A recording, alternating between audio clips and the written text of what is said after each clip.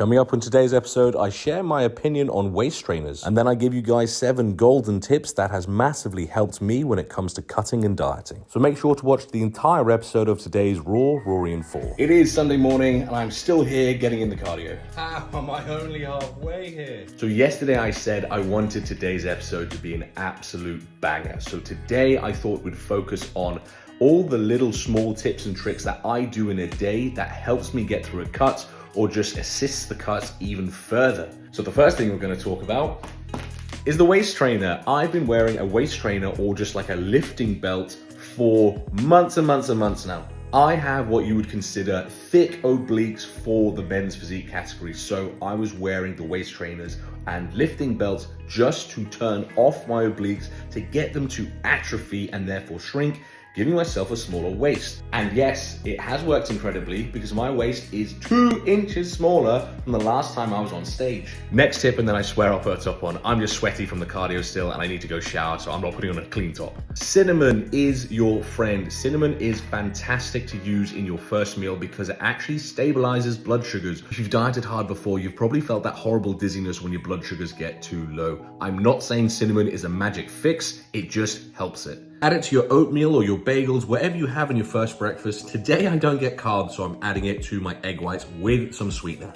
You will always feel some level of hunger when dieting, but you can help that by bulking everything out with vegetables. This is probably 50% vegetables and it's really minimal calories added. Well worth it just to feel some satisfaction from your meals. So I have just finished a brutal leg workout and now I'm doing my 20 minutes of cardio. I would normally advise if you're doing a cut, don't do cardio on your leg days. I'm in a situation where unfortunately I have to sacrifice like having optimal size of my legs because of the category that I'm in. But a big point is don't do cardio same day as leg days for obvious reasons. It's just way too much for the legs to handle.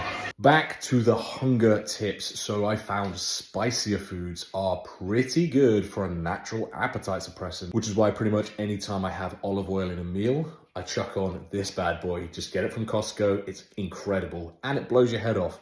And once your head's blown off, it's very hard to eat after. Yes, I'm topless again. That top was just disgustingly soaked. Next point is drink plenty of fluids. Fill your stomach up with fluids. I have one of these bad boys that I'll get through a few times a day because I'm on 5 to 6 liters a day.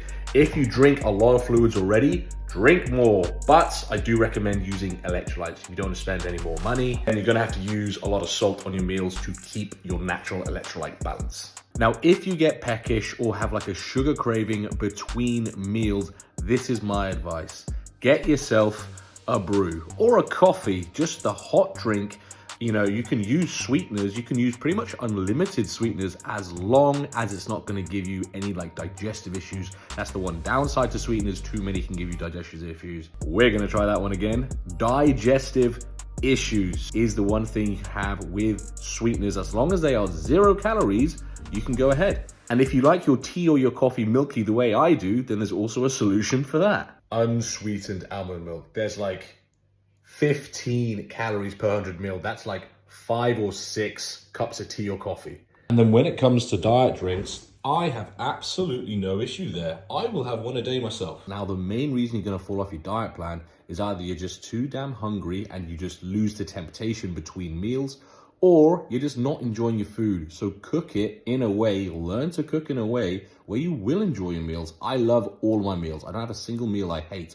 Yes, granted, I'd like more of it, but it's satisfying enough that I don't need to break my diet. Let me know if you found today's tips helpful, and I hope it'll assist you through your own dieting experience. I'll catch you guys tomorrow.